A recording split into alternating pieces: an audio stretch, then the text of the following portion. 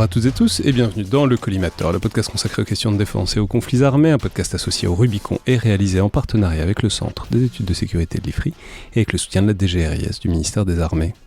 Je suis Alexandre Jublin et aujourd'hui, pour parler de la Corée du Nord, de ses équilibres stratégiques et de sa puissance militaire, j'ai le plaisir de recevoir Théo Clément, consultant aujourd'hui après avoir fait votre thèse sur la Corée du Nord et ses relations avec la Chine. Donc bonjour, bienvenue dans le Collimateur. Bonjour, merci pour l'accueil.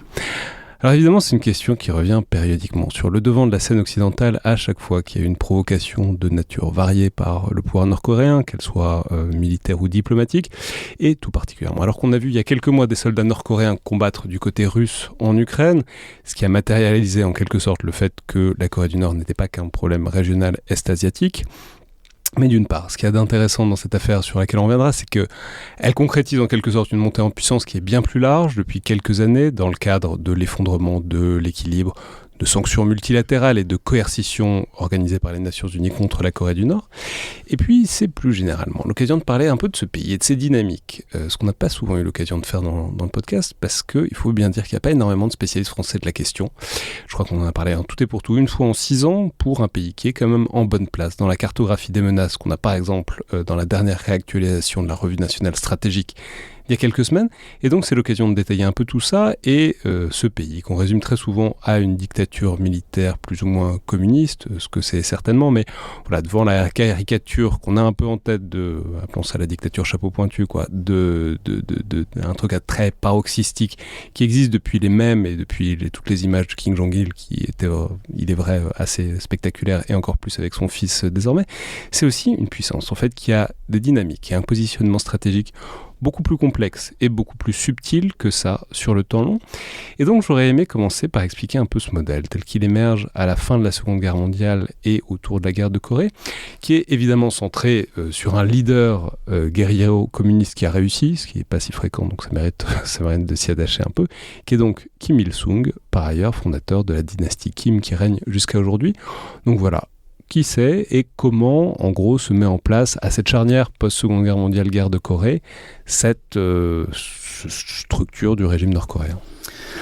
Alors, ça fait beaucoup de questions en une question. Mais il y en a encore plein. Ouais, je sais, mais je vais essayer de ne pas brûler tous mes navires. Kim Il-sung, qui est Kim Il-sung? C'est compliqué. Kim Il-sung naît dans un contexte qui est bien particulier, qui est le contexte de la colonisation de la péninsule coréenne par le Japon. Donc il naît le 15 avril 1912. Le petit truc mémotechnique, c'est que c'est exactement le jour où le Titanic a fait naufrage, pour ceux qui veulent se souvenir de la date. Il entre assez rapidement dans des actions de guérilla. C'est difficile de démêler le vrai du faux. L'historiographie, pour dire les choses comme ça, nord-coréenne, le place à la tête d'un mouvement de guérilleros à partir de 12 ans. Bon, on peut avoir des doutes, mais ce qui est sûr, c'est qu'il s'est impliqué dans la guérilla très très tôt. Guérilla donc, qui était essentiellement basée en Chine. Et il y a eu 3 mouvements de résistance coréens contre le Japon. Un à Shanghai, modéré. Un directement avec le Parti communiste chinois à Yan'an, donc pendant la longue marche, etc. Et un 3e groupe, donc celui de Kim Il-sung, qui était dans la région qu'on appelle maintenant la Mandchourie. Kim Il-sung est un lettré. Il vient d'une famille de protestantes, de pasteurs. Il a appris à lire, il parle très très bien chinois. Et pendant ces années de guérilla dans le nord-est, il lit Mao Tse-tung, il lit Staline, il lit Marx, en chinois apparemment. Les traductions coréennes n'étaient pas encore disponibles. Et le bilan militaire stratégique de la guérilla est ce qu'il est. Il y a eu des avancées d'Herculès, ça n'a pas été décisif sur le terrain. Le nord de la péninsule coréenne a été libéré par les soviétiques en 1945. Par contre, c'est Kim Il-sung qui a suffisamment de prestige en interne et qui est suffisamment proche à la fois des Chinois et des Soviétiques pour être installé au pouvoir. Et je dis bien installé au pouvoir par les Soviétiques en 1945. Un leader très jeune, il a 35 ans à peu près. Que les Soviétiques pensent pouvoir manipuler un peu comme ils veulent, ce qui a été vraiment, avec le recul, une énorme erreur de calcul de leur part. Mais voilà, il arrive au pouvoir, il n'a qu'une idée en tête, c'est de faire de la Corée du Nord un pays indépendant. Alors indépendant, ça veut dire indépendant du Japon, ça veut dire indépendant des États-Unis, ça veut dire indépendant de la Corée du Sud, donc un pays qui est libéré par les États-Unis. À la même époque, donc la division. Ce qui veut dire que cette division, elle n'est pas si artificielle que ça, elle n'est pas si conséquence unique de la guerre de Corée, du cessez-le-feu. Ça veut dire qu'il y avait déjà, avant ça, une idée que ça pouvait ne pas être le même pays, quoi. Oui, en fait, alors c'est une anecdote qui est assez intéressante. Il y a eu 2 divisions de la Corée, en fait, qui se recoupent pas exactement les mêmes géographies, mais ça se joue plus ou moins. À l'arrivée des troupes soviétiques près du Japon, en fait, la libération, les diplomates et les militaires américains commencent un petit peu à paniquer. Et ces 2 militaires américains, basés au Pentagone, qui n'ont jamais mis les pieds en Corée, qui prennent, alors ça c'est la légende, mais je pense que c'est vrai, une carte du National Geographic, qui prennent une règle et qui font un très haut niveau du 38e parallèle, vraiment sur le 38e parallèle. Et c'est cette frontière qui va être appelée à évoluer très marginalement, mais qui reste plus ou moins autour du 38e, mais qui suit la ligne de front, en fait, après 1953, donc à partir du moment où le front se stabilise durant la guerre de Corée. Mais oui, donc entre 1945 et 1953, il y a une séparation, une ligne de séparation au 38e parallèle. Ce qui est un peu paradoxal aussi, puisque, bon, rappelons que c'est quand même la Corée du Nord qui a envahi la Corée du Sud et qui était... Enfin bon, visiblement, si on lui proposait le Sud, il allait le prendre aussi, quoi. Kim Il-sung ouais. Bon, Kim Il-sung en 1945, il n'est pas dans une position de décider ça, en fait. Il y a eu un accord. D'ailleurs, je pense que j'aurais bien aimé être une petite souris pour voir la réaction de Kim Il-sung quand les Soviétiques l'ont expliqué. Oui, bah, c'est les Américains qui vont avoir la Corée du Sud maintenant, ça vous pose pas de problème. Enfin, je pense qu'ils n'ont même pas posé la question. Clairement, ça a été imposé et je pense que ça n'a pas été quelque chose qu'il a véritablement choisi, puisque l'objectif de la Corée du Nord, jusqu'à vraiment très récemment, 2024, si je ne m'abuse, ça a été la réunification de la péninsule, selon une confédération, une absorption, etc. On y reviendra. Mais donc Kim Il-sung n'avait pas cette idée de 2 Corées indépendantes? Pas du tout. Mais en fait, ça n'existait pas. Les 2 Corées ne se reconnaissaient pas mutuellement et ne peuvent pas se reconnaître mutuellement. La Corée du Sud a des prétentions territoriales sur le nord du pays et le nord a des prétentions territoriales sur le sud. Il y a une légère ambiguïté, j'ai mal compris. Alors d'accord, donc ensuite arrive ce moment de la guerre de Corée avec, on va pas refaire les phases de la guerre de Corée, mais faut quand même dire que la Corée du Nord commence par mettre une tannée à la Corée du Sud et que c'est quand à peu près tout le territoire coréen est occupé par le Nord qu'il y a le débarquement à Incheon de MacArthur, etc. et que ça finit par faire ce mouvement de reflux et l'arrêt finalement sur le 38e parallèle. C'est exactement ça. Il y a eu, alors sur le début de la guerre de Corée, c'est très compliqué. Le truc qu'il faut se souvenir, c'est qu'il n'y avait pas de ligne de démarcation. Enfin, il y avait la ligne du 38e parallèle, mais c'était un début de guerre civile, en fait. C'est l'analyse qu'en fait Bruce Cummings de l'Université de Pennsylvanie. Un conflit qui est civil, un conflit intercoréen, comme il l'appelle, même si c'est impropre, qui est devenu un conflit qui s'est internationalisé, alors par le débarquement onusien, mais sous commandement américain, et aussi par l'arrivée des volontaires chinois, qui étaient en fait l'armée chinoise. Donc les troupes du Nord effectivement envahissent le Sud jusqu'à l'approche de Busan, donc dans l'extrême sud du pays. Il y a eu un moment où quasiment toute la Corée du Sud a été nord-coréenne entre guillemets, était de la République populaire démocratique de Corée, repoussée donc par un débarquement dans l'approche de Busan et le débarquement d'Incheon. Repoussée, alors là exactement défaut stratégique miroir on va dire, les Américains ont tenté de repousser la Corée du Nord jusqu'à la frontière chinoise. Ce qui a eu pour effet d'inquiéter beaucoup les Chinois, qui eux-mêmes ont envoyé une force dite de volontaires pour repousser, et d'où la stabilisation qui s'est faite à peu près au milieu du 38e parallèle. Mao Tse-tung envoie son propre fils au front, qui va mourir d'ailleurs dans une frappe américaine pendant la guerre de Corée. Et alors la guerre de Corée, c'est un aspect dont on ne parle pas beaucoup. Ça a été le moment où la Corée du Nord a, je pense, été le plus humiliée sur le terrain, non pas tant dans les défaites et les victoires qui ont pu se faire contre les forces sud-coréennes et américaines, mais dans la mise sous tutelle militaire par la Chine. Mao a très vite envoyé. Donc à partir du moment où les forces chinoises commencent à porter soutien à la Corée du Nord, Mao envoie un monsieur qui s'appelait Peng Dehuai, qui clairement met les Nord-Coréens dans des positions militaires subalternes. On voit Kim Il-sung dans le nord du pays, dans un bureau un peu fermé, sans trop de pouvoir de décision. Et c'est lui qui mène la guerre au profit des Nord-Coréens. Et cette attitude un peu de grand frère, Mao Tse-tung appelait Kim Il-sung Petit Kim il l'a appelé comme ça pendant longtemps, ce qui énervait beaucoup. Cette attitude de grand frère a beaucoup humilié, beaucoup énervé les Nord-Coréens, et ça a été un des vecteurs qui ont fait que les Nord-Coréens ont voulu se défaire de l'influence soviétique. Bon, ça date d'avant, mais surtout de l'influence chinoise après la guerre de Corée. Ce qu'on peut dire, on ne va pas remonter au-delà, mais qu'il y a un phénomène quand même marginal, au contraire, hégémonique, qui est l'influence culturelle chinoise. Alors c'est vrai aussi pour le Japon, mais aussi sur la Corée, sur la péninsule coréenne. Donc il y a de base un complexe, une tension dans l'autonomie, y compris culturelle et intellectuelle par rapport à la Chine.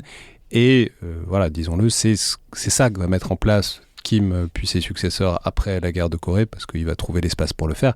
Mais c'est, voilà, enfin une sorte de pays bien indépendant, quoi. Alors, très indépendant, c'est vraiment depuis le début, depuis l'arrivée au pouvoir de Kim Il-sung, l'obsession c'est l'indépendance. C'est ce qui va devenir l'idéologie Juche, on y reviendra je pense, parce que c'est vraiment un trait fondateur du pays. Mais à partir de 1945, il faut savoir que Staline prend son stylo pour rayer directement des aspects de la constitution nord-coréenne qui ne lui plaisent pas. Pour dire le niveau d'ingérence. À partir de 1945, Kim Il-sung, jeune leader, trouve quand même suffisamment de ressources en interne pour dire aux conseillers soviétiques, militaires, économiques, etc., rentrez chez vous. Donc avant la guerre de Corée. Avant la guerre de Corée. L'objectif, c'était, voilà, partez. Alors, la Corée est dans un état économique absolument catastrophique. Elle le sera encore plus après la guerre de Corée. Mais là, le but du jeu, c'était clairement de dire « Ok, bon, c'est bon, la Corée du Nord est décolonisée. Maintenant, rentrez chez vous, laissez-nous. » Et alors après, en fait, il y a la guerre de Corée, donc c'est bien si vous pouvez revenir quand même. Voilà, n'hésitez pas à revenir. Mais bon, et donc, à la fin de la guerre de Corée, arrive quand même cette situation avec un pays qui n'est pas un tas de gravats, mais bon, qui est quand même en situation très complexe, mais avec un homme fort, guerriero plus ou moins prestigieux, qui a, appelons ça les coups des franches. Oui, et alors tas de gravats, honnêtement, l'expression n'est pas galvaudée. Je veux dire, la Pyongyang, il reste 2 bâtiments qui sont debout après des campagnes de bombardement aérien massifs. Les Nord-Coréens ont très vite perdu la maîtrise du ciel, et la Corée est devenue est virtuellement détruite en tant que société industrielle. C'est le terme qui est utilisé par les historiens. Et du coup, Kim Il-sung est au pouvoir en 1953, il a une plaque de cire chaude et il peut un peu recréer une économie non pas à son image, mais selon son idéologie qui est encore en développement. Et le but du jeu, et ça sera le but du jeu, enfin la stratégie de développement de la Corée du Nord jusqu'à aujourd'hui, c'est de se débrouiller pour avoir on va pas dire des patrons, mais on va dire des partenaires, la Chine, l'Union soviétique et tous les pays du bloc de l'Est à l'époque, qui fournissent le maximum d'aide en ayant le minimum d'ingérence sur la politique intérieure du pays. Donc, alors justement, parlons-en, vous avez déjà lâché le mot, mais c'est intéressant de voir qu'il y a une idéologie conceptualisée, matérialisée, construite. Enfin, je veux dire, c'est pas des avatars, c'est pas des communistes marxistes-léninistes bas du front. Enfin, c'est des gens qui réfléchissent, enfin au ou bas du front, mais en tout cas qui ont construit une doctrine réelle et originale. Alors oui, c'est même assez unique, mais ça a été fait un peu par étapes, et la définition de l'idéologie nord-coréenne varie de manière très opportuniste et très pragmatique en fonction des décennies. Ce qui est très important de comprendre, c'est que l'idéologie Juche, donc l'idéologie dite de l'indépendance, j'y reviendrai, a été non pas créée dans le contexte de la lutte contre les méchants impérialistes américains ou contre la Corée du Sud, etc., mais bel et bien pour lutter contre les ingérences chinoises et soviétiques dans la reconstruction de la Corée du Nord après la guerre de Corée. Le 28 décembre 1955, Kim Il-sung fait un discours qui est, je crois, maintenant son discours le plus célèbre, dans lequel il utilise le terme Juche, qui est normalement un adjectif qui veut dire indépendant, compter sur ses propres forces, ne pas compter sur d'autres, comme un substantif. Il dit il faut faire preuve de Juche. Le but du jeu, de ce discours, c'est d'éliminer ce qu'il appelle le formalisme et le dogmatisme, en fait, de ne pas copier les expériences étrangères chinoises et soviétiques dans la reconstruction de la Corée du Nord, et surtout, de manière très directe et très en termes de politique interne, mettre de côté des factions politiques du Parti du Travail de Corée, donc le parti qui est au pouvoir en Corée du Nord depuis 1945, mettre de côté des factions qui étaient des relais d'influence de l'Union soviétique ou de la Chine. C'est dans ce contexte que le Juche a commencé à faire apparition. Alors Juche, c'est proprement traduit par indépendance, self-reliance en anglais, etc. C'est un petit peu plus compliqué que ça. Il y a eu beaucoup de discussions et on est arrivé à un point, il y a une vingtaine d'années, où on finissait par dire que c'était pas vraiment compréhensible pour les gens qui n'étaient pas coréens. Bon, évidemment, ce qui est très limité comme analyse. L'étymologie du terme juche, en chinois, c'est juti, et c'est ça a le sens philosophique du sujet, de l'acteur, de l'agent. On dirait en l'agent. Dans le sens où j'ai une influence sur l'histoire, j'ai une influence sur ma propre destinée, j'ai une influence sur ce genre de choses. Et c'est ça le terme juche, c'est la capacité de la Corée du Nord en tant que pays, des Nord-Coréens à l'échelle individuelle aussi, mais aussi en tant que nation, de mener leurs propres actions en fonction de leurs intérêts propres et pas en fonction des pressions externes. Si vous posez la question à un Nord-Coréen, si vous lui demandez qu'est-ce que c'est l'idéologie juche, ils vont vous dire un truc qui ressemble à, c'est une citation de Kim Jong-il, l'homme est maître de tout et décide de tout. Alors, en général, ça fait bondir les marxistes-léninistes, parce que le but du jeu, quand on est marxiste, c'est de penser que c'est l'histoire qui fait les grands hommes et pas l'inverse. C'est pas les grands hommes qui décident des choses. Mais pour les Nord-Coréens, c'est ça. On est maître de tout, on décide de tout, et peu importe si ça ne plaît pas à l'Union soviétique, peu importe si ça ne plaît pas à la Chine, peu importe si ça ne plaît pas au Conseil de sécurité de l'ONU, de toute façon, on va le faire. C'est hyper intéressant en vous lisant, une première, donc il faut reconstruire le pays, donc ça implique un certain nombre d'échanges économiques, même si la Corée du Nord est un pays qui est très riche en ressources naturelles, ce qu'on ne sait pas toujours, mais en fait ils ont plein de trucs. Là où c'est intéressant, c'est qu'ils ont une grande attention à ne pas s'inscrire dans un système commercial de type colonial, c'est-à-dire on vend nos matières premières et on achète des produits finis, donc ce qui est globalement ce que font les colonies par rapport aux métropoles. Là, leur truc, c'est quelque chose d'assez mercantiliste évolué, pour dire ça comme ça, c'est justement évitons ça pour ne pas se mettre dans des situations de dépendance, essayons de monter en gamme nous-mêmes et de surtout pas être les greniers à blé ou à ce qu'on veut des grandes puissances. C'est exactement ça. Dès la guerre, même avant la signature de l'armistice, Kim Il-sung va faire des grandes tournées internationales, notamment en Union soviétique et dans les pays socialistes pour aller demander de l'aide. Et alors ça marche très bien. Pour une simple raison que la Corée du Nord occupe une place qui est vraiment ultra stratégique dans le contexte de la guerre froide. Et que du coup, tous les pays du bloc de l'Est se sentent un petit peu obligés d'aider la Corée du Nord à se construire parce qu'elle a ce rôle de glacis de protection un peu, d'un point de vue stratégique. Il y a aussi une dimension symbolique où pour la reconstruction de la Corée du Nord, tous les pays du bloc de l'Est ont contribué. Évidemment, la Chine, l'Union soviétique ont contribué à hauteur de quasiment 90%, mais la Mongolie envoie du bétail, l'Albanie envoie du goudron, enfin des gestes symboliques qui font qu'il y a une unité du bloc socialiste. Sauf que Kim Il-sung, au lieu d'aller voir les soviétiques pour leur dire écoutez, on a besoin d'aide, et les soviétiques décident écoutez, voilà, ça pourrait vous être utile, etc., il va chercher à imposer ce dont il a besoin et ce dont il n'a pas besoin.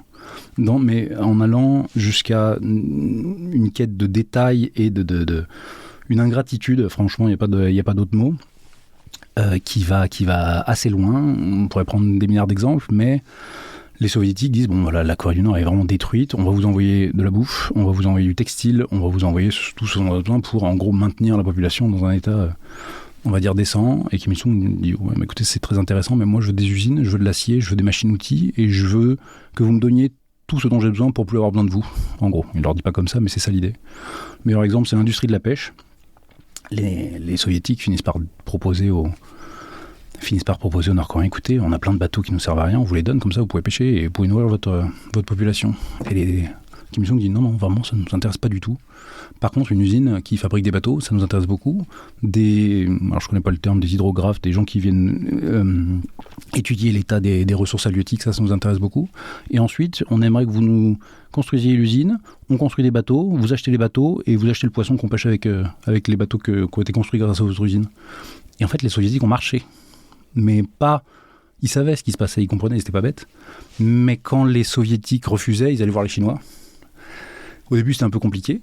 Mais avec le schisme sino-soviétique, en fait, les Nord-Coréens ont réussi à faire le mouvement de balancier des deux côtés, quoi. Et avec les Chinois, ils ont fait exactement pareil, où là, ils sont allés demander des technologies, de la formation. Et l'armée populaire, enfin l'armée de volontaires, mais l'armée populaire de libération chinoise qui était en Corée du Nord a reconstruit quasiment toute l'infrastructure nord-coréenne, parce que les Nord-Coréens disaient, écoutez, c'est bien gentil que vous soyez là, mais tant qu'à être là, faites-nous des ponts, faites-nous des vignes, faites-nous des trucs.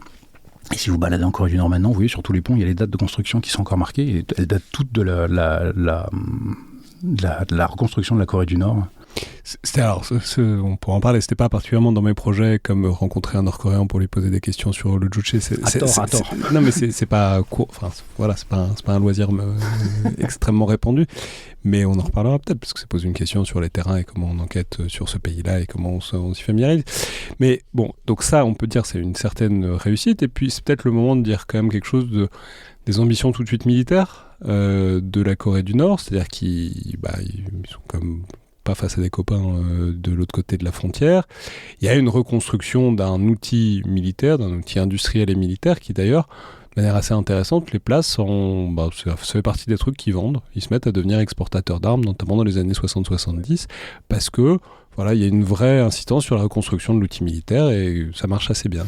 Alors ça vient un tout petit peu plus tard, effectivement, la reconstruction de la Corée du Nord jusqu'en 1962 à peu près, et à partir de 62, vous avez une nouvelle suite de plans septennaux, qui est un plan de 7 ans qui fonctionne sur le modèle de développement économique de la Corée du Nord. Ce qui change surtout, c'est qu'en 1961, la Corée du Sud fait l'objet d'un coup d'État par un militaire qui s'appelle Park Chung-hee, qui est devenu l'homme fort de la Corée du Sud pendant des années. Et avant cette date, la Corée du Sud, avait beaucoup de mal à se relever de la guerre de Corée. C'était un peu le trou noir de l'aide américaine, très corrompue, etc.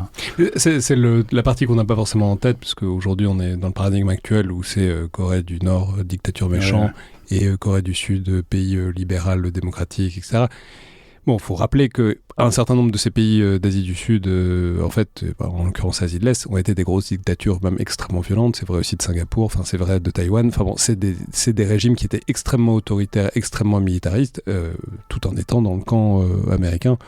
Bon, ce qui est l'indice, si quelqu'un avait des doutes, que les Américains n'ont pas toujours forcément beaucoup tenu à s'allier qu'avec des démocraties libérales.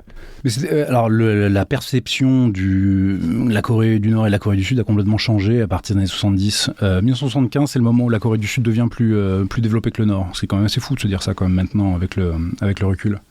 Mais effectivement, la Corée du Sud a été un régime très autoritaire jusqu'à la fin des années 80, et il y a quand même des réflexes autoritaires qui perdurent jusqu'à l'année dernière, puisqu'on a quand même une tentative de loi martiale et de coup d'État en Corée du Sud l'année dernière, quoi. Et justement sur des justifications, ce qu'ils appellent le vent du Nord en Corée du Sud, l'infiltration communiste et la perfidie communiste jusque dans les hautes sphères de l'État, quoi. Donc oui, ça laisse des marques, mais oui, Taïwan, Singapour, c'était des régimes équivalents.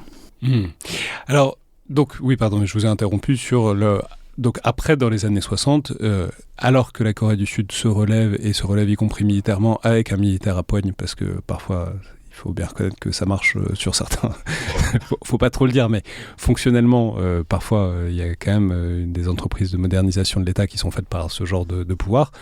Bon, la Corée du Nord essaye de suivre le mouvement, quoi. Effectivement, de garder son avance, en fait. Mais effectivement, oui, Park Chung-hee, ce qu'il fait en Corée du Sud, ça marche. L'État se relève, c'est un très, très étatiste comme modèle de développement. Et effectivement, l'armée sud-coréenne se met en marche, etc. Et les Nord-Coréens commencent à prendre peur, en fait, et commencent à se dire, bon, on va divertir des ressources qui étaient destinées pour le plan septennal vers l'armée. Au début, ça marche de manière relative, parce que les Soviétiques et les Chinois sont un petit peu réticents à l'idée de transférer, pas forcément des secrets militaires, mais des usines d'armement, etc., des plans de développement d'armes légères ou ce genre de choses. Mais de fait, Kim Il-sung réussit à vraiment faire jouer la Chine contre l'Union soviétique et réussit à manger à tous les râteliers, si je peux dire les choses comme ça.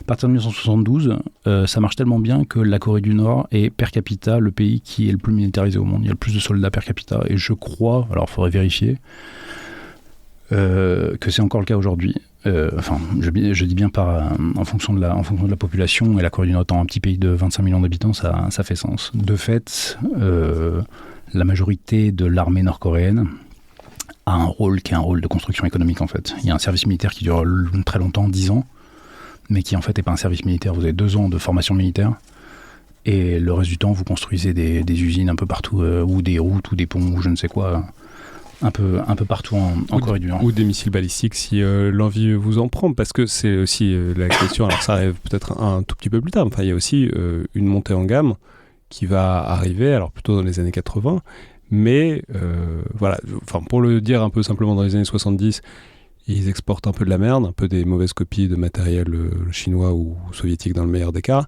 Et ça marche, parce qu'ils en vendent. Et puis ensuite, notamment dans les années 80, donc on était toujours un Kim Il-sung, il mourra qu'en 94, c'est là ça commence à devenir un peu plus ambitieux sur ce qu'ils se mettent à construire. Alors ils se mettent à faire que des copies chinoises ou soviétiques, ou des copies de copies, ça c'est sûr. Par contre, la Corée du Nord a très tôt investi dans les programmes d'éducation massifs et se retrouve avec très vite des très bons ingénieurs qui étaient formés, pareil dans les pays de l'Est, mais aussi de plus en plus en Europe occidentale. Les Nord-Coréens ont la volonté d'avoir des liens avec un peu tous les pays du monde, y compris en Occident. Et très rapidement, toutes les productions civiles et militaires nord-coréennes se sont avérées être de mauvaise qualité, très coûteuses et pas forcément très peu performantes sur les marchés internationaux, pour les raisons qu'on a évoquées tout à l'heure, notamment la volonté de tout faire eux-mêmes et de pas forcément les inspirer de ce qui se fait ailleurs. Donc voilà, ça fonctionne quand vous comptez que sur vous-même, mais pour exporter, c'est compliqué. La seule exception à ça, c'est les armes. Les Nord-Coréens ont réussi à faire de très bonnes copies d'armes qui étaient type Kalachnikov, pour dire les choses un peu rapidement, qui étaient très populaires partout, et du coup ça a beaucoup marché parce qu'ils étaient inférieurs en termes de prix et qu'ils étaient très, très, très volontaires pour exporter tout ça. Ils sont rapidement montés en gamme en fait à partir effectivement du début des années 80. Alors là, on est dans une phase où la Corée du Nord prend un peu l'image qu'elle a actuellement d'un pays un peu paria, un peu très isolé. Les années 80, c'est une période vraiment d'aventurisme militaire pour la Corée du Nord, des attentats qui ont été faits contre des ministres sud-coréens, l'attentat de Rangoon notamment, des attentats dans des avions, etc., où la Corée du Nord s'est mise un peu à désespérer du manque de développement économique, de pâtir de la comparaison avec la Corée du Sud et de chercher à exister sur la scène internationale, notamment en vendant des armes aux plus offrants. Donc alors c'est parti assez loin, des projets de construction de réacteurs en Syrie qui ont été bombardés par Israël, des contrats d'armement avec beaucoup de pays africains qui sont trop nombreux pour être nommés. Parce que le twist, c'est que, disons, dans un mouvement qui n'est pas sans précédent, notamment en Iran, sans parallèle notamment en Iran, ils ont un réacteur nucléaire, ils en ont un depuis 1964, qui a été livré par les Soviétiques, mais les Américains, d'ailleurs comme ils l'ont fait avec les Iraniens, livreront des réacteurs aussi aux Nord-Coréens, parce qu'il y a eu toute une époque bénite ou maudite du XXe siècle où on se disait que le meilleur moyen que les gens fassent pas de nucléaire, c'était de leur donner directement. Ouais, c'est un peu. Alors, c'est intéressant cette histoire de c'est un réacteur expérimental, un réacteur test, un tout petit réacteur nucléaire qui a été transmis par les Soviétiques aux Nord-Coréens très très tôt. En fait, c'est même pas 64, c'est 59, si je peux me permettre. Pour la simple et bonne... Mais c'est typique de l'attitude des Nord-Coréens à l'époque. Ils manquaient de tout, ils avaient besoin de tout, et ils vont taper à la porte des Soviétiques pour dire voilà, on voudrait un réacteur nucléaire parce que c'est vraiment ça qui nous intéresse le plus, quoi. Enfin, cette histoire de textile, bien de consommation courante, absolument pas intéressant. Mais du coup, ça leur a permis de créer une génération de scientifiques et de physiciens, dont le fameux Hong Sung-moo, qui est un peu l'Abdul Kader Khan de la bombe nord-coréenne. Ouais. Donc le parallèle avec le père de la bombe pakistanaise. Ouais. C'est on arrive quand même à la phase, je ne sais pas si on peut appeler ça la phase actuelle, mais en tout cas, Kim Il-sung finit par mourir, pas jeune, mais il finit par mourir. Et arrive le moment de transmission dynastique à l'inénarrable Kim Jong-il. Inénarrable parce que pour moi, c'était quand même un personnage de folklore de ma génération. C'est-à-dire, c'était le petit dictateur complètement allumé qui veut faire sauter la planète, mais en même temps, et c'est ça qui est intéressant, avec lequel, en préparant cette émission, je me dis, putain, il y a eu quand même vachement d'engagement diplomatique avec la Corée du Nord. En fait, depuis 30 ans maintenant, à part les dernières années, mais en fait c'est quand même une succession de... Si on se fâche tant que ça, c'est parce qu'on parle, ce qui n'a pas toujours été le cas avant. Et en fait, comment se... Alors peut-être, disons un mot du système et de la logique de la continuité dynastique, mais ensuite, en fait, avec Kim Jong-il arrivent aussi les premiers accords avec les États-Unis sur le nucléaire, quoi. Alors les États-Unis ont mis beaucoup de temps à discuter avec la Corée du Nord. Alors Jimmy Carter a fait donc il n'était plus président, mais a fait une visite juste quelques semaines avant la mort de Kim Il-sung. Mais il y a eu des gros accords qui ont été faits, notamment en 1994 la volonté de transmettre des États-Unis de transmettre des réacteurs à eau légère en Corée du Nord. Si vous vous amusez un peu à Google Earth, vous pouvez voir qu'il y a encore les tours de refroidissement qui existent en Corée du Nord. Alors c'était un accord qui était très très prometteur et qui aurait pu être séminal dans les relations bilatérales. De fait, le Congrès américain a coupé les financements. ce qu'ils voyaient comme un accord qui était pas tenable. L'accord avait aussi comme clause des livraisons de pétrole gratuites à la Corée du Nord, ce qui n'est pas passé au niveau du Congrès. Mais ça a été un peu le début d'une série d'accords, de série de tentatives de dialogue autour du nucléaire nord-coréen, les deux côtés n'étant pas forcément très transparents vis-à-vis de leurs intentions. Il y a encore beaucoup de gens qui pensent aujourd'hui que l'accord de 1994 a été signé par les États-Unis dans la mesure où ils ne s'attendaient pas du tout à ce que la Corée du Nord, en tant qu'État, dure tout ce temps. En tant que 1994, fin de partie pour l'Union soviétique, fin de partie pour la démocratie populaire. Cuba, c'était la période spéciale, donc tout le monde était là. Bon, on leur signe ce qu'ils veulent, parce que de toute façon, dans 2, 3, 4, 5 ans, on n'en parlera plus. À l'inverse, il y a un très bon bouquin de Bruce Cummings qui s'appelle North Korea, Another Country, et qui se finit sur alors c'est un vrai historien, c'est un vrai académique, mais là il a fait un livre qui est un peu plus, on va dire, souple, qui fait une expérience de pensée dans lequel il présente Kim Il-sung qui parle à tous ses sous-fifres dans une réunion où on est en 91-92, où il dit, bah voilà, oui, la Chine c'est devenu une espèce de parodie de puissance capitaliste. La Corée du Sud est plus puissante, l'Union soviétique s'est pété la gueule, les démocraties populaires n'existent plus, voilà, on est les seuls à exister, du fait des choix qu'on a fait à partir de 1950, de dire bah, nous on va tout faire tout seul et comme ça on sera plus dépendant de vous. Et donc c'est un peu l'idée. Ce que personne, et je pense aujourd'hui, c'est la compréhension de la résilience interne de la Corée du Nord est encore pas assez forte dans les cercles de décideurs. Hyper intéressant parce que ça pose la question c'est tout le backstage de la question nucléaire, quoi. Tout le monde est persuadé que, c'est sans doute vrai aussi, que c'est parce qu'il y a le nucléaire qui tiennent encore. Or, en fait, il y a quand même toute une infrastructure et tout un système économique et politique qui forme l'armature de ce pays. Mais alors justement, parlons peut-être, parce que 94 c'est le moment aussi de la transition, voilà. Ça ressemble à quoi ce système politique et son fonctionnement qui permettent de passer d'un dictateur à l'autre, père et fils? Alors, le cas Kim Il-sung, Kim Jong-il est un peu... Bon, alors déjà, caveat majeur, on n'a quasiment aucune source en interne sur comment les décisions sont prises en Corée du Nord. En l'état actuel des choses, si vous me posez la question de dans quelle mesure Kim Jong-un dirige personnellement la Corée du Nord, est-ce qu'il doit composer avec des conservateurs, des modérés, etc. Vraiment, j'en sais rien.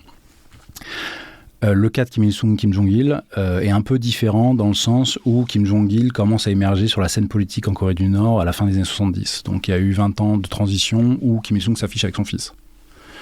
Des décisions qui sont prises ensemble. Et il y a certains gros projets de développement très spectaculaires, le barrage de la mer de l'Ouest notamment, qui ferme la rade du port de Nampo, qui ont été présentés comme personnellement dirigés par Kim Jong-il. Et Kim Jong-il qui est quelqu'un qui écrit beaucoup, qui est un graphomane. Parle de science, parle de danse, parle d'art, c'est un esthète, parle de théorie militaire, et c'est le grand fan de cinéma, il me semble. Énorme fan de cinéma. Mais de cinéma hollywoodien, ça fait partie de ces paradoxes, de la même manière qu'on en reparlera peut-être que Kim Jong-un est fan de NBA. Il arrivait quand même à faire venir un tas de films hollywoodiens, c'était pas du tout le pays refermé sur lui-même, y compris intellectuellement. Ah non, pas du tout. Et puis alors, comme l'était Staline, Kim Jong-il est allé suffisamment loin dans sa passion pour le cinéma de capturer des cinéastes sud-coréens pour réaliser des films au Nord. Donc c'était quand même quelqu'un qui avait une obsession pour l'art. Il y a une citation, alors je vais mal la rendre, de Kim Jong-il qui est, je crois, les artistes et les écrivains sont les architectes de l'esprit humain, qui est vraiment la citation. Si vous allez dans une salle de cours en Corée du Nord, vous allez la voir en lettres d'or marquée. Parce que... Encore une fois, je suis pas sûr de faire ça prochainement, mais c'est bien dommage. Non, et donc comment est-ce qu'il réussit à occuper... Donc c'est de manière... je veux dire, ça existe depuis la haute antiquité, cette transmission du pouvoir en associant le successeur, etc. Mais ça passe sans trop de problèmes. Il n'y a pas de contestation en interne au sein d'un truc. Enfin, ils sont quand même un peu communistes, donc c'est toujours bien d'avoir la fiction de la collégialité. Alors, ça a choqué énormément dans tous les pays socialistes. L'arrivée au pouvoir progressif de Kim Jong-il dans les années 80, typiquement, ça a vraiment beaucoup choqué, et notamment les pays de l'Europe de l'Est. Les Chinois étaient un peu moins choqués dans la mesure où, je ne suis pas culturaliste, mais l'idée un peu confucéenne du fils, etc. Donc la raison principale, c'est évidemment le népotisme, certes, mais pas seulement. Du moins, de mon opinion à moi, personnellement, si vous lisez les mémoires fleuves de de Kim Il-sung. Bon, déjà, bon courage. Si vous regardez un peu les mentions qui sont faites de Kim Il-sung pour expliquer la transition, alors il explique pas, il parle pas du fils, il parle pas de son fils, il parle de Kim Jong-il, mais il explique que la transition avec quelqu'un d'aussi proche est faite pour éviter une transition à la Staline-Khrouchtchev. En gros, pour éviter le révisionnisme et le réformisme, etc. Ce qui est assez intéressant, alors c'est vrai ou c'est pas vrai, évidemment le népotisme, ça explique au moins 80% du truc, mais ce qui est intéressant quand vous comprenez la Corée du Nord d'aujourd'hui, parce que les générations successives de leadership politique nord-coréen, en gros, tirent leur héritage et leur légitimité politique de la génération précédente. Ce qui fait que si Kim Jong-un demain décide de dire la bombe nucléaire, moi ça m'intéresse plus, c'est pas mon truc. Le socialisme, le juche, c'est pas ça. En fait, il se tire une balle dans le pied politiquement, parce que sa légitimité politique dépend de celle de son père et de son grand-père. Probablement pas que dans le pied, mais c'est avec oui, mais avec ce truc de c'est hyper intéressant. Ce bon sang ne saurait mentir. Donc forcément, puisque c'est le fils, il continuera, il incarnera la. Bon, c'est le principe de la royauté, très littéralement. Hein. C'est l'idée que la parenté permet d'incarner la continuité. Alors, on pense que, mais alors là vraiment, je suis pas sûr de ce que j'avance. On pense que la transition entre Kim Il-sung et Kim Jong-il était un peu plus compliquée dans la mesure où Kim Il-sung meurt en 94. Kim Jong-il arrive nominalement au pouvoir, bon, il l'était déjà avant, en 97. À l'époque, la Corée du Nord est dans une phase de famine terrible. L'État nord-coréen est en déliquescence. Est-ce que ça explique le retard ou est-ce que ça a été des luttes internes, etc. Honnêtement, je pense que personne n'est en capacité de véritablement répondre à. Mais c'est hyper intéressant parce que c'est un peu ça le problème du protectionnisme, et notamment du protectionnisme poussé à son état, autosuffisance, indépendance, etc. C'est à ça que sert le commerce mondial, c'est que quand il y a une crise, en fait, généralement, les produits peuvent circuler. Et là, dans les années 90, ils se prennent des tempêtes, des trucs météorologiques colossaux. Et puisqu'ils ont décidé qu'ils faisaient tout seuls, en fait, c'est donc compliqué de tempérer, d'amortir ces aléas, en l'occurrence climatiques et météorologiques. Mais donc, ils se retrouvent avec un truc dramatique. Et là, c'est là que c'est intéressant encore, c'est moment redoctrinal, réinterprétation, nouvelle doctrine, nouveau concept, le Songun. Ouais, Songun. Je me suis dit, une chance sur deux, deux chances sur trois de me planter. Pas de souci. Songun, donc l'armée d'abord, Army First. En fait, donc la famine de 94-98, elle est due exactement à ce que les Nord-Coréens ne peuvent pas contrôler en termes de protection du pays, le pétrole. La Corée du Nord, ils ont cherché du pétrole dans tous les sens, ils n'ont jamais réussi à en trouver, et la Corée du Nord dépendait quasiment intégralement des livraisons de pétrole soviétique qui s'arrêtent après 91. Donc effectivement, 92, 93, 94, grosses intempéries climatiques. Et en fait, la Corée du Nord a juste plus assez d'essence pour aller récolter, faire ses récoltes. Donc tout pourrit sur pied, et les gens meurent dans des proportions qui sont encore inconnues, mais sans dans le détail, mais voilà, de proportions bibliques. Et à partir de là, Kim Jong-il va chercher à reprendre le pouvoir sur un pays qui s'est effondré, littéralement. L'armée n'existe plus vraiment dans la mesure où tous les soldats sont partis à la campagne pour chercher à manger. Les ouvriers ne vont plus à leur poste de travail pour à peu près les mêmes raisons. Et vous avez la montée en puissance de ce qu'on appelait grassroots capitalism, donc un espèce de capitalisme vers le bas où les gens, pour survivre, se sont mis moi je sais réparer des vélos, moi je sais faire ça, moi je peux vendre mon corps parce que voilà. Et donc vous avez cette économie informelle qui s'est mise en place, qui est tolérée par les Nord-Coréens parce qu'ils n'ont pas envie que la situation s'aggrave encore plus, mais qui signe l'arrêt de mort de vraiment la mainmise de l'État sur l'appareil productif. Alors Kim Jong-il, pour reprendre le dessus sur la situation, va s'appuyer principalement sur l'armée.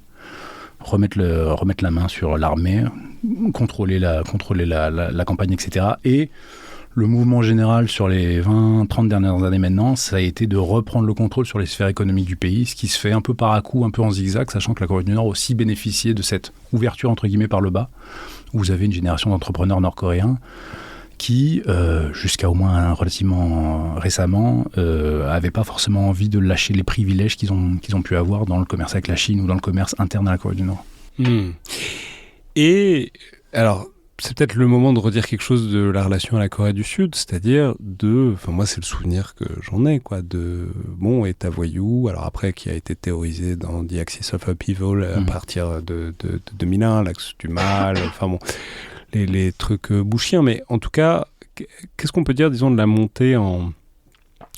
J'allais dire de la montée en tension, de la montée en acrimonie. C'est difficile de faire mieux c'est difficile de faire une montée quand on part de la guerre de Corée à la base, mais en tout cas, l'idée qu'il se rejoue quelque chose dans la conflictualité projetée ou vécue avec la Corée du Sud qui amène à une certaine accélération avec, on l'a dit, mais il y avait un dialogue avec les États-Unis, avec le système international pour assurer une non-nucléarisation de la Corée, qui fout le camp globalement au début des années 2000, puisqu'ils sortent du TNP, du traité de non-prolifération, et ils font leur essai dans la foulée, quoi. C'est quoi la visée géostratégique là-dedans, quoi? Du test de la Corée du Nord d'une manière générale, quoi. En fait, la sortie, c'est un truc qui est très nord-coréen aussi, c'est le compter sur vraiment Army First, donc vraiment on va s'en sortir par montrer notre capacité de dissuasion, faire en sorte que, ok, il y a des faiblesses internes, mais ne vous approchez pas trop parce qu'on est encore en capacité de nuire, ou du moins de répliquer. Et aussi la croyance, alors je ne vais pas dire naïve, mais quand même un peu obsessionnelle côté Corée du Nord, sur la capacité de la science à sortir la Corée du Nord des écueils dans lesquels elle se met. 98, juste à la fin de la famine, la Corée du Nord fait un test de satellite, lancement de satellite, donc premier test d'un missile balistique intercontinental, avec un satellite dont la visée civile n'était pas trop, ou même le fonctionnement est un peu douteux. Le message, c'est de dire, écoutez, voilà, malgré les faiblesses internes, on va s'en sortir comme ça. D'un autre côté, Kim Jong-il est suffisamment intelligent pour mettre en place des réformes économiques et une politique de la main tendue vis-à-vis du Sud. 98, vous avez donc ce fameux test de missile déguisé, le lancement d'une fusée avec un...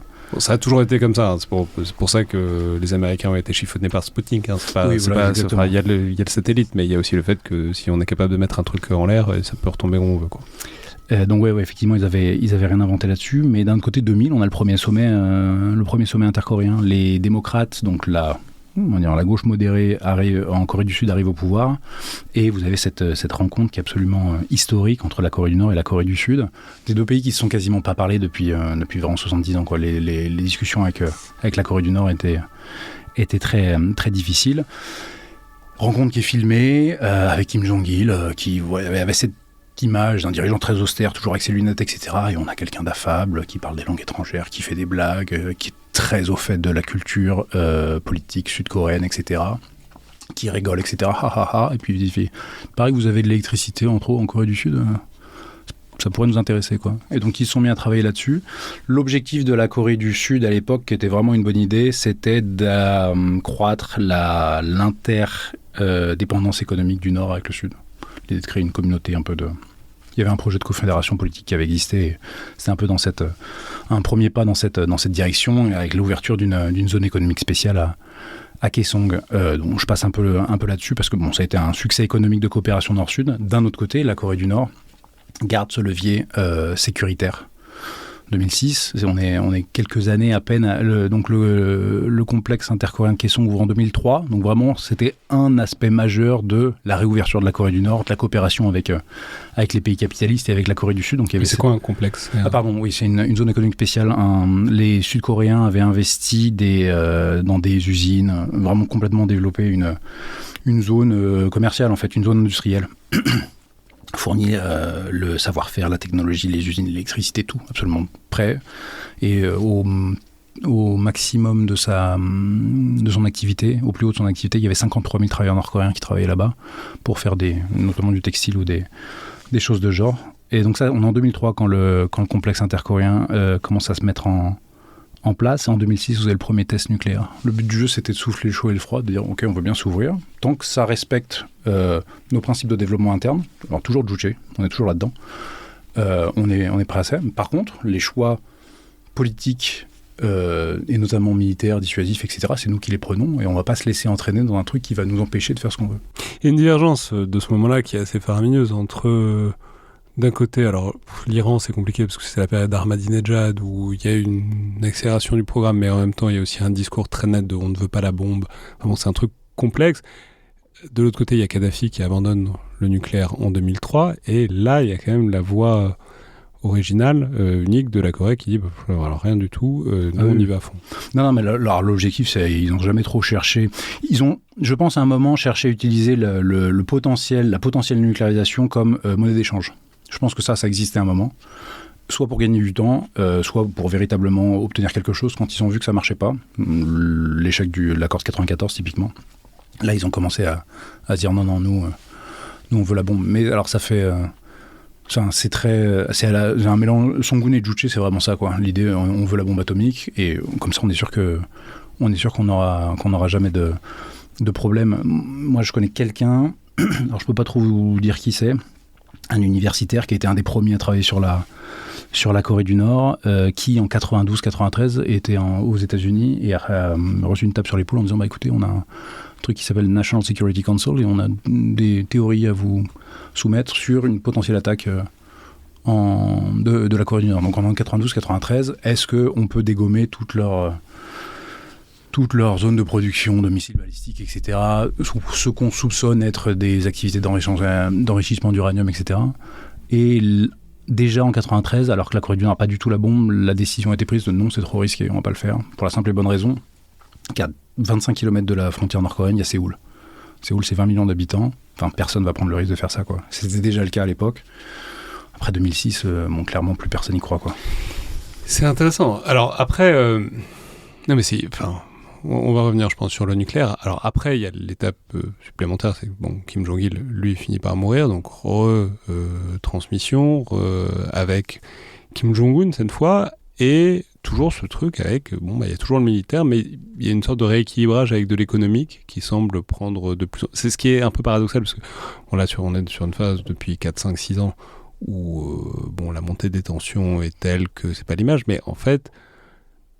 Et en même temps, il y a un brouillard toujours énorme, donc on ne sait pas grand-chose, on ne comprend pas forcément grand-chose de ce régime, mais en tout cas, manifestement, il y a une sorte de développement économique qui est engagé, quoi. Ouais, mais alors ça, c'est une politique qui est un peu signature de Kim Jong-un. C'est 2011, pardon, qu'il arrive, je sais pas. Voilà, exactement. Décembre 2011, Kim Jong-il meurt, Kim Jong-un arrive au pouvoir, la transition a été accélérée, il a été devenu général 4 étoiles à 27 ans, un truc...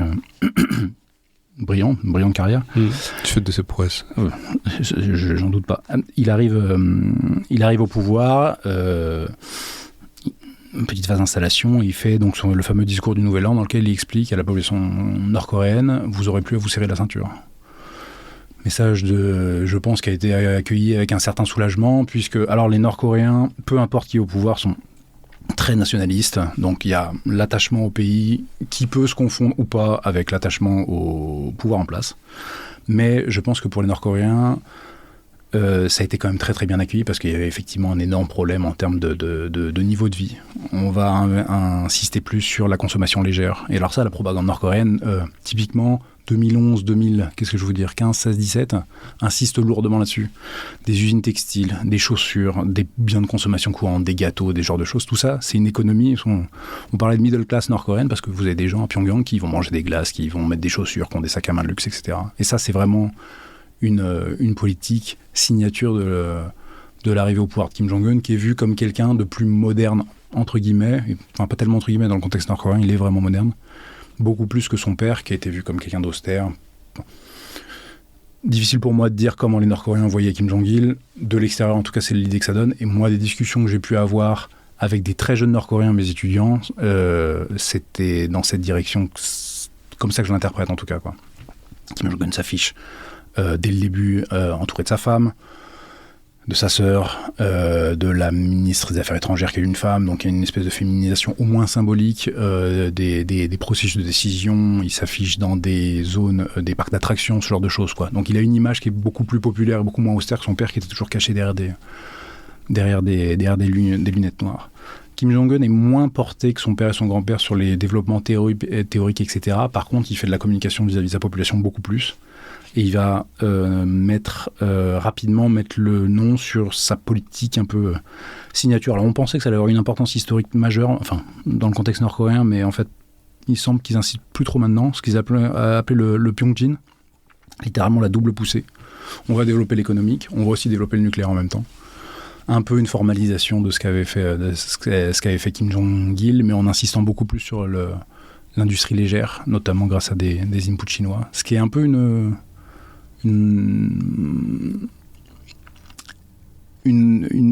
faire l'inverse de ce qu'a fait son grand-père, en fait, qui insistait beaucoup sur l'industrie lourde, etc. De fait, la Corée du Nord est un pays très résilient en termes d'industrie, d'économie, etc.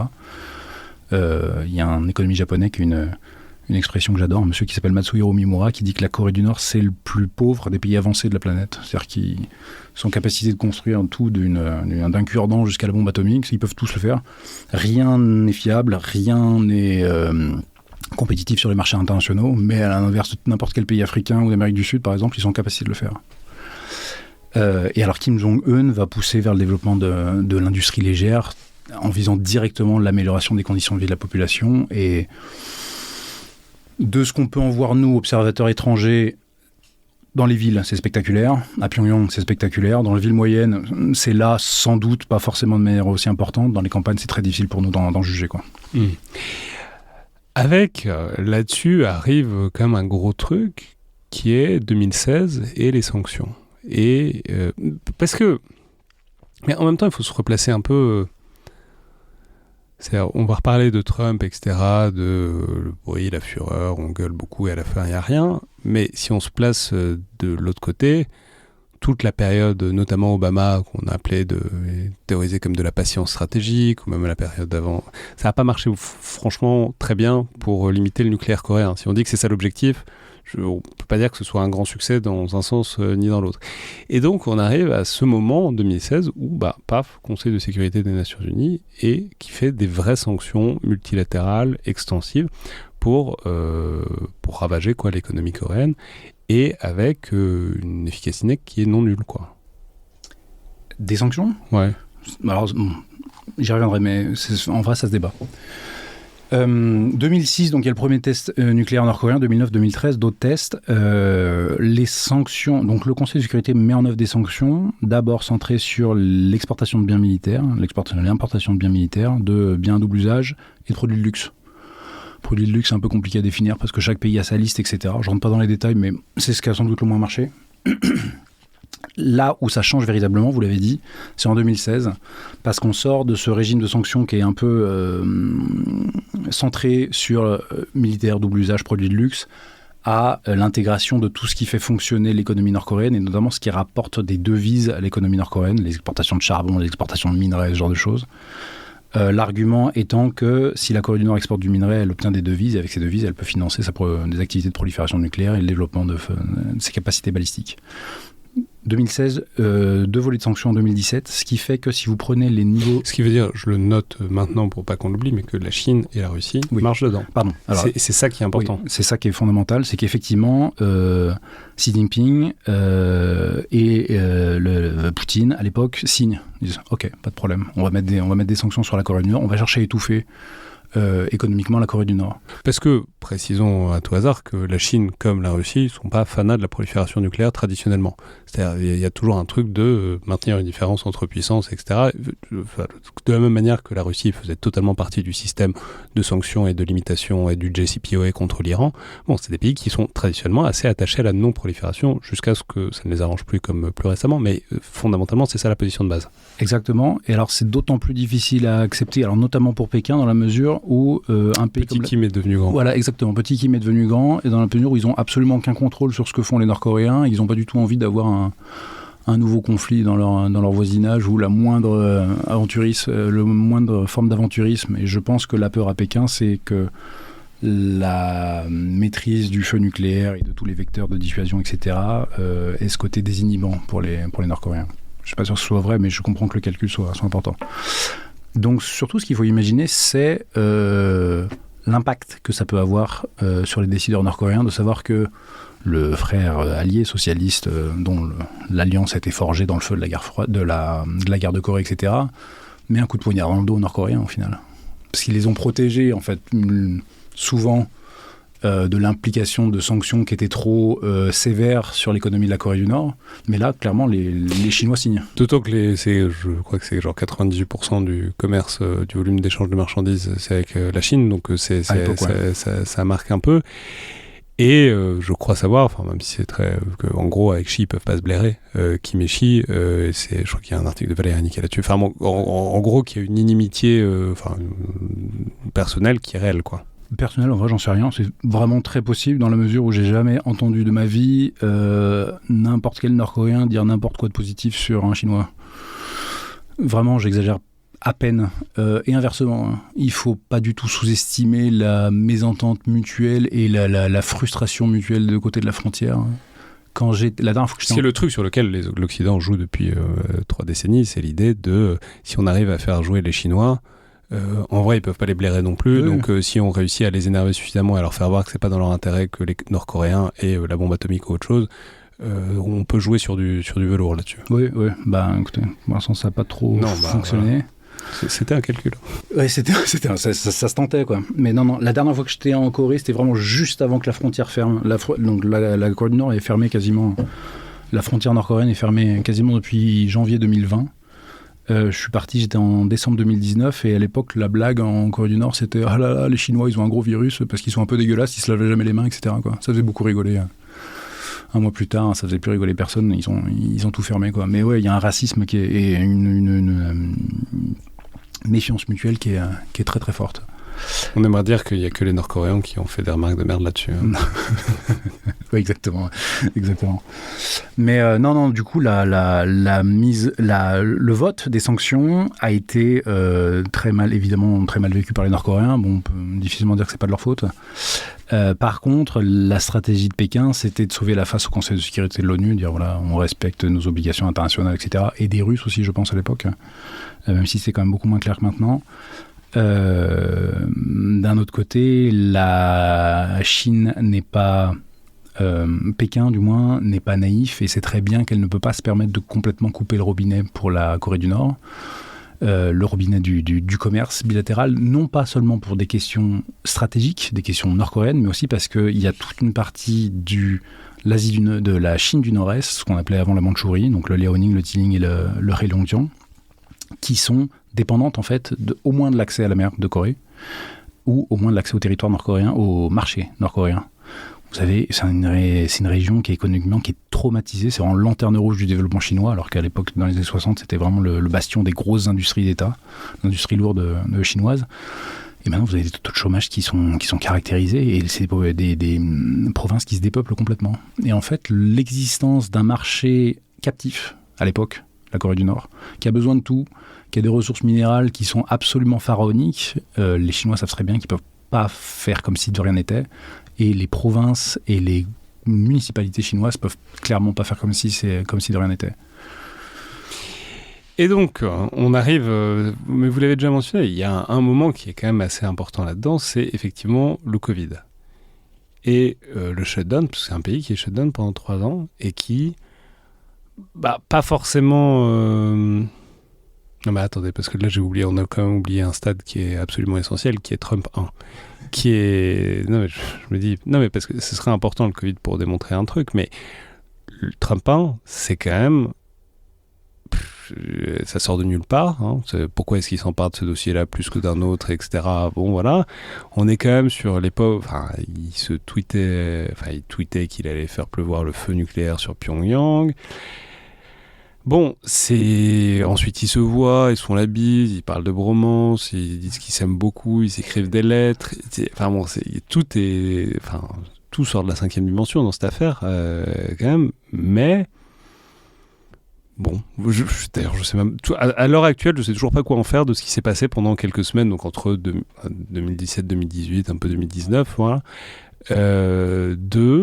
On s'est dit qu'il y allait y avoir une guerre nucléaire, et puis en fait, ils sont potes, et puis en fait, on comprend rien, et à la fin, rien ne change apparemment. Alors, c'était effectivement sorti de la 5e dimension. Il y a eu cette phase de montée d'inflammation verbale, le gros bouton rouge sur le bureau, etc. Fury and Flames, faire pleuvoir le feu nucléaire sur la Corée du Nord, et par une surprise de l'histoire, une divine surprise peut-être. Il y a cette rencontre qui est organisée à Singapour. Alors, de part, je pense vraiment une initiative soviétique, états-unienne, en la volonté de casser les codes, etc. Et dans un contexte bien particulier, qui est le contexte de l'administration sud-coréenne de Moon Jae-in à l'époque, qui était une administration démocrate, qui poussait véritablement pour plus de coopération, notamment économique, mais aussi politique avec la Corée du Nord. Fire and Fury se situant par ailleurs toujours à 20 km de Séoul. Donc, exactement, donc on comprend. Voilà. Et surtout, à ce stade, et d'ailleurs, il y a une nouvelle administration démocrate qui est arrivée au pouvoir là très récemment, ils sont à peu près sur la même ligne avec beaucoup moins en étant beaucoup plus pessimiste, mais on y reviendra. Mais les Sud-Coréens ont compris il y a longtemps que l'idée de faire comme si la Corée du Nord n'existait pas et que c'était les méchants communistes au Nord qui nous avaient attiré des problèmes, bah, à long terme, ça va pas fonctionner, quoi. Donc l'administration Moon a véritablement lobby tous les membres du Conseil de sécurité, dont la France, pour obtenir un peu de souplesse sur les sanctions, pour réussir à réengager la Corée du Nord, etc. Je ne sais pas si lequel est de la poule et de l'œuf, mais de fait, l'administration Trump a décidé de jouer cette carte. Moi, j'étais très, très, très excité par les sommets, très honnêtement. J'étais en mission pour le consulat de France à Shenyang, en Chine, donc je faisais mes interviews en même temps. C'était hyper intéressant. Beaucoup de symbolique. Les Nord-Coréens ont mordu à l'hameçon, en fait. Je pense qu'ils ont vraiment pensé qu'il y avait quelque chose à gagner de ces sommets. Ils sont arrivés avec une proposition concrète qui a fuité dans la presse. Il y a eu une conférence de presse où Kim Jong-un n'a pas répondu à des journalistes, mais presque répondu. Donc, pour Kim Jong-un, c'est vraiment jouer le jeu, quoi. C'était quand même aller assez loin. Ça n'a pas marché à Singapour. Ils ont retenté le coup à Hanoï. Et donc, le sommet de Hanoï a été pas tué dans l'œuf, mais bon, il n'a pas allé jusqu'en n'a pas été achevé. En fait, il n'y a pas d'accord qui a été signé. Mais apparemment, sur des détails techniques, la philosophie d'ensemble, ils étaient plutôt d'accord. Donc, en tout cas, limitation de la nucléarisation contre des trucs. Mais alors, ce qu'auraient mis les Nord-Coréens sur la table, c'est on laisse Yonbyon, donc la centrale d'enrichissement d'uranium nord-coréenne, historique. On arrête, on détruit, on met sous contrôle, etc. En échange, vous enlevez toutes les sanctions. Ce qui est une erreur stratégique, parce que ça sous-entend que les Nord-Coréens sont effectivement gênés par ces sanctions. Et donc, c'est un aveu de faiblesse quelque part. Ce qui vraiment, si vous regardez un peu les stratégies de négociation nord-coréennes, en vrai, ils font jamais ça, quoi. Et là, le fait que ça soit public, Trump dit non. Trump dit ça n'intéresse pas. Bon, voilà, le pour et le contre se discutent, quoi. Ouais, l'usine fonctionnant depuis un moment. Enfin bon, bref, on peut argumenter. Oui, je comprends très bien que ça n'ait pas motivé grand monde, sachant qu'il y avait quand même John Bolton au sommet qui a serré la main de Kim Jong-un et qui, je crois, n'était pas forcément en faveur d'un accord, quoi. Enfin bref, il y avait beaucoup de gens qui poussaient pour que ça se passe pas. Et effectivement, l'offre nord-coréenne pouvait paraître non attrayante, mais Kim Jong-un se déplace 2 fois, il revient les mains vides, à part avec effectivement une belle photo avec Trump. Ça casse toute la dynamique avec la Corée du Sud. Si on imagine, je ne sais pas si c'est vrai, mais si on imagine que Kim Jong-un doit un peu composer avec une garde nord-coréenne un peu conservatrice, où il doit expliquer que oui, je me balade à l'extérieur de la Corée du Nord, je rencontre les présidents américains, j'admets qu'effectivement les sanctions c'est un problème, je me balade avec les chiens ennemis de l'impérialiste sud-coréen, etc. Et tout ça pour rien. Je pense que l'humiliation a été violente côté nord-coréen et je pense que ça explique à la fois le retrait qu'on voit depuis quelques années. Alors pas que le Covid aussi, le fait que, j'y reviens, en 2024, la Corée du Nord annonce qu'elle renonce à son objectif de réunification avec la Corée du Sud. Alors on n'en parle pas beaucoup. Et elle déclare par ailleurs que la Corée du Sud est un pays hostile. Est un pays hostile dans sa constitution, pays hostile étant le code pour dire au même niveau que les États-Unis en fait. Le truc la communication nord-coréenne sur la Corée du Sud, c'était que c'était en gros les laquais de l'impérialisme. Donc en fait, quand vous allez en Corée du Nord et que vous faites un lapsus terrible et que vous dites moi j'étais en Corée du Sud, on va vous arrêter, on va dire vous voulez dire la partie occupée par les États-Unis de notre pays. Là c'est plus cette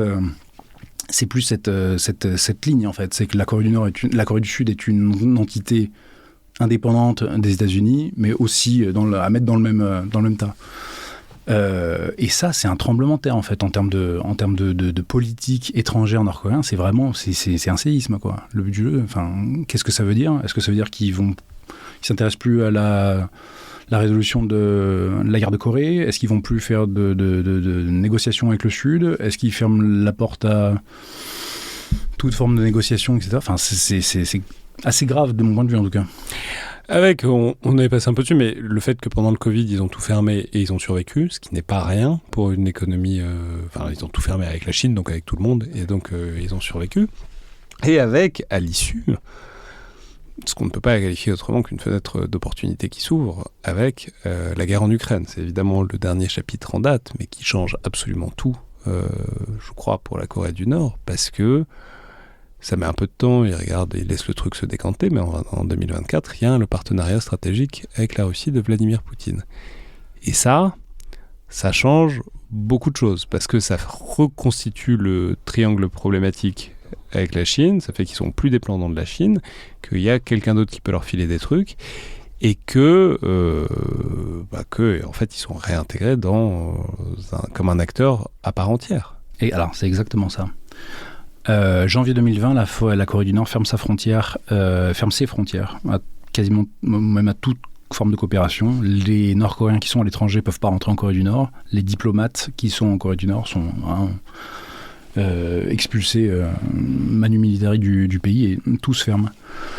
Ce qu'il faut bien comprendre, c'est que à travers cette fermeture, la Corée du Nord est allée beaucoup plus loin en termes d'isolement que ce que les sanctions du Conseil de sécurité lui imposent.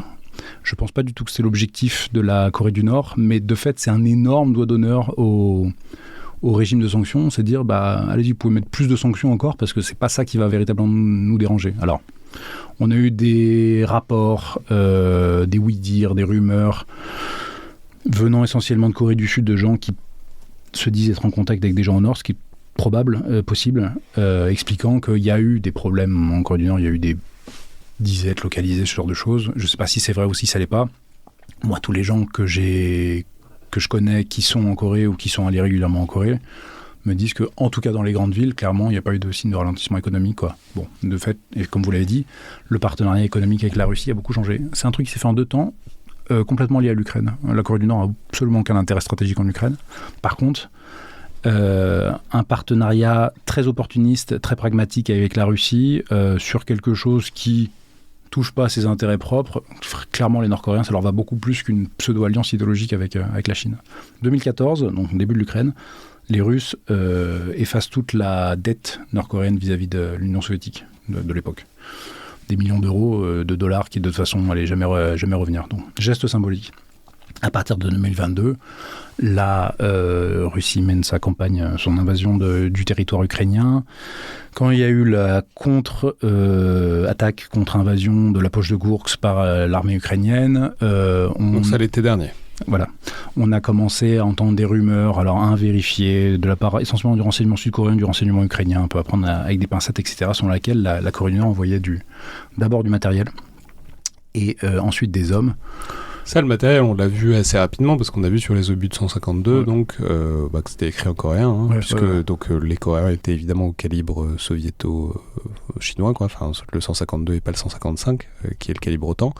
Et du coup, ça fait un petit moment qu'ils en produisent, donc ils en avaient un peu affilé. Il y en avait des tonnes, et justement, ça revient à ce qu'on disait sur les années 60, c'est que la seule exportation de haute valeur ajoutée sur laquelle la Corée du Nord est compétitive sur les marchés internationaux, c'est l'armement.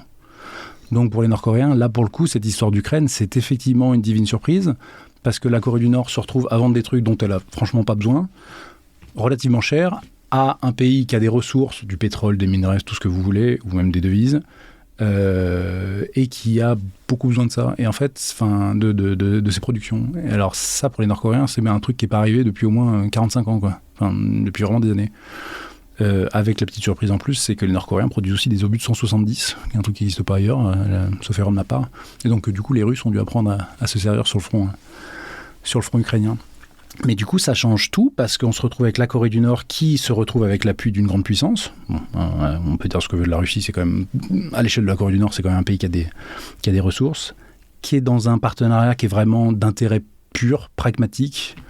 Il n'y a pas d'alliance idéologique, il n'y a pas de partenariat particulièrement profond au-delà de ça. Et alors, les Nord-Coréens vont faire tout ce qu'ils peuvent pour récupérer de la technologie, pour envoyer des export labor, donc des travailleurs nord-coréens dont les salaires vont être versés à la Corée du Nord, etc., va essorer cette opportunité au maximum.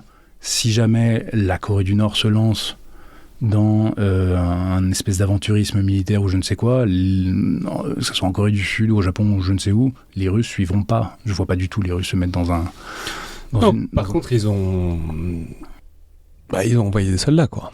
Là, on les a vus. Alors après, question de savoir où, quand, comment, et qu'est-ce qu'il valait. Bon, pas grand-chose, visiblement, mais pourquoi est-ce qu'ils ont envoyé... C'est-à-dire, la question que tout le monde s'est posée, c'est est-ce que les Nord-Coréens voient ça comme une manière de monter en gamme et de monter en expérience à peu de frais, avec une autre idée derrière la tête, ou est-ce que c'est juste qu'ils vendent ce qu'ils peuvent vendre à la Russie ? Ouais, moi, j'y crois pas. Enfin, je pense que s'il y a opportunité d'apprendre... de former des militaires nord-coréens sur les techniques de guerre modernes, les drones, la lutte anti-drone, ce genre de choses. Vraiment, toute expérience est bonne à prendre. Et sachant que la Corée du Nord a elle-même son propre programme de drones ou ce genre de choses, vraiment, je ne les vois pas dire non sur ce genre de choses. Je pense vraiment que la motivation principale, c'est l'argent, les ressources, le pétrole, typiquement. Je ne serais pas du tout étonné qu'il y ait des énormes livraisons de pétrole russe qui permettent de faire tourner les centrales électriques nord-coréennes. De ce que j'ai entendu des gens qui sont sur place en ce moment, il n'y a plus une coupure de courant à Pyongyang, c'est quand même assez rare. Le trafic automobile, qui est clairement beaucoup plus dense qu'avant, etc. Enfin bref, vous avez l'économie qui reprend, quoi. Il y a vraiment un espèce d'oxygénation de l'économie nord-coréenne qui est un peu soudaine et surprenante et qui, je pense, va commencer du moins à inquiéter beaucoup côté chinois, quoi. Avec la question c'est qui peut quoi, la triangulation faisant que la Chine n'a plus tant de moyens de pression, on a beaucoup moins qu'avant de moyens de pression sur la Corée du Nord. Les Russes n'ont aucun intérêt à faire quoi que ce soit, donc voilà. Les Américains, le problème c'est qu'on n'est plus en 2016, on est en 2004, ni en 94, c'est-à-dire l'arme, ils l'ont.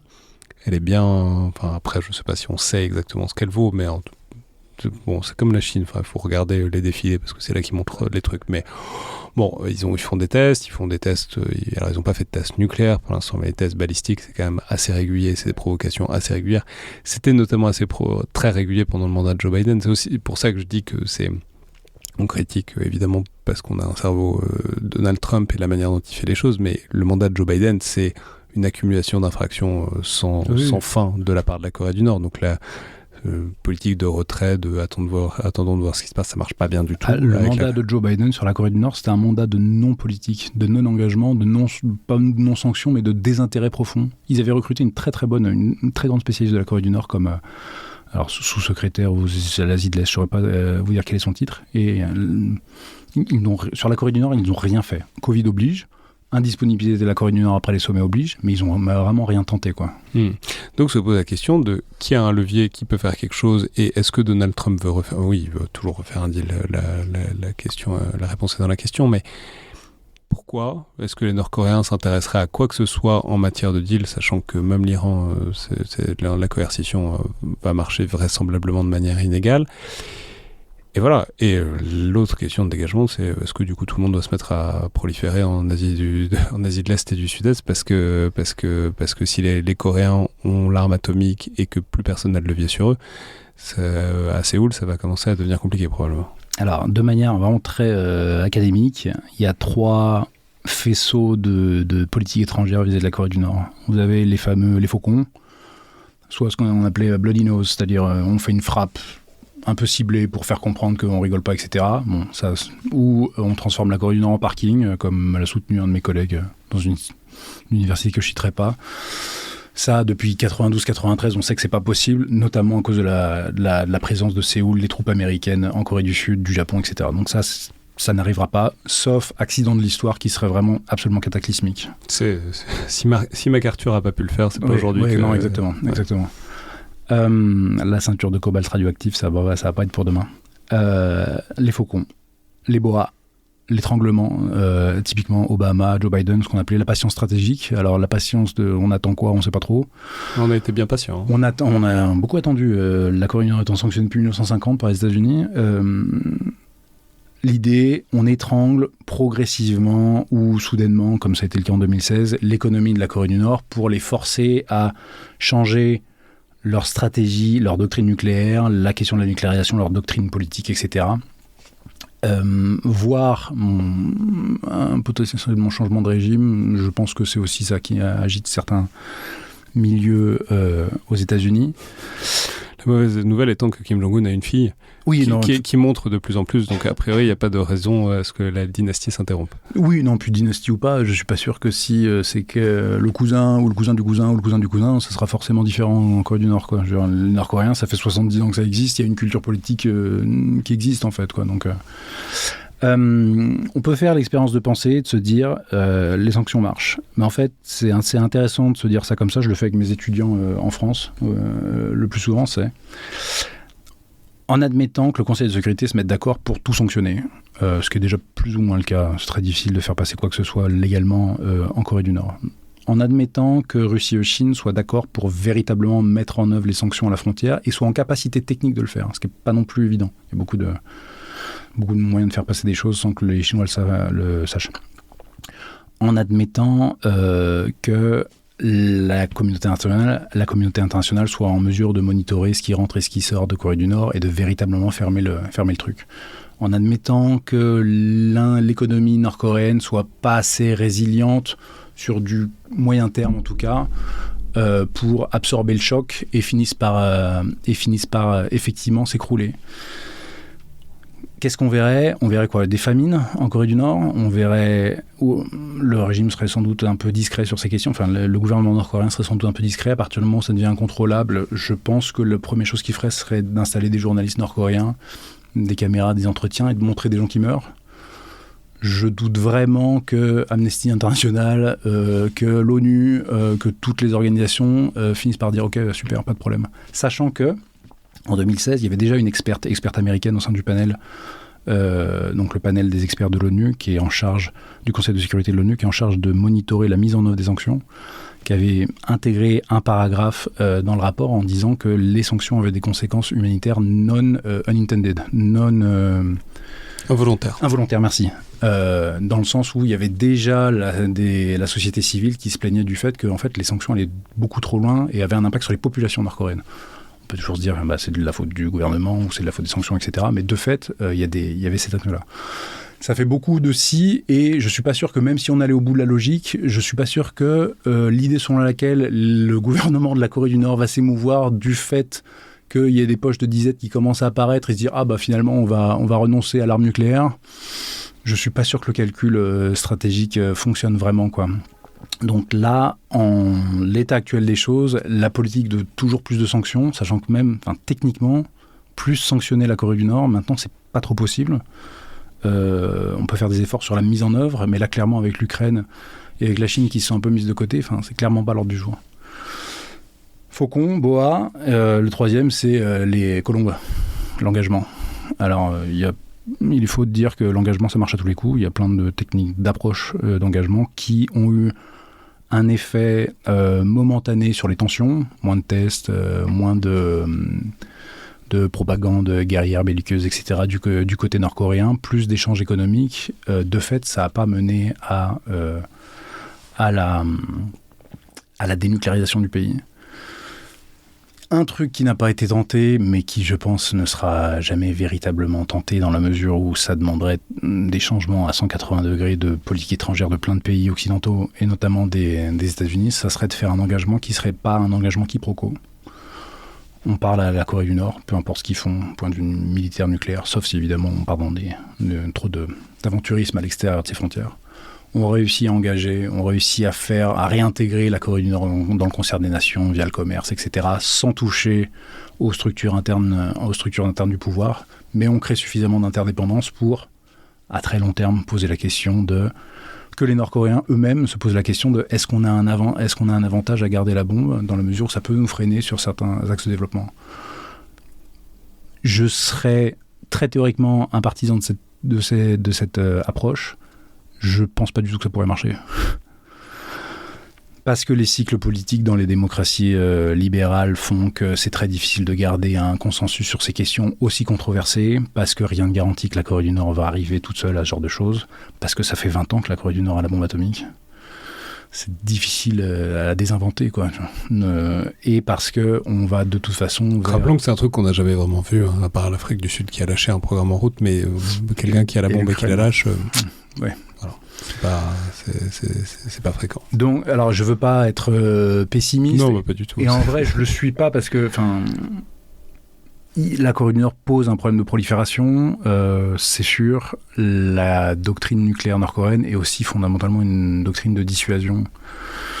Je pense, ou du moins je m'efforce de penser, que si on arrive à avoir des relations constructives, et notamment des relations de commerce avec la Corée du Nord, qui ne seraient sur des produits bénins, normaux, une intégration, je pense que un espèce de soulagement économique et une vision de développement, d'un développement futur pour le pays, déjà participerait beaucoup de l'amortissement de certaines tensions, permettrait de résoudre des controverses historiques. Alors typiquement la guerre de Corée, qui est toujours pas résolue, il y a toujours un armistice. Je pense que si déjà on avançait sur ces questions, la bombe nord-coréenne serait toujours un problème, évidemment. Elle serait un problème moins pressant pour la communauté internationale.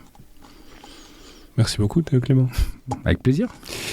Je vais signaler, je mettrai un certain nombre de vos articles en lien, parce que vous avez écrit beaucoup d'articles, malheureusement une thèse pas encore publiée, mais beaucoup incessamment sous peu, sur la Corée du Nord, le système politique et la réflexion économique, notamment nord-coréenne. C'était donc Le Collimateur, un podcast produit par Alexandre Duplain et distribué par Binge Audio. C'était la dernière émission de la saison.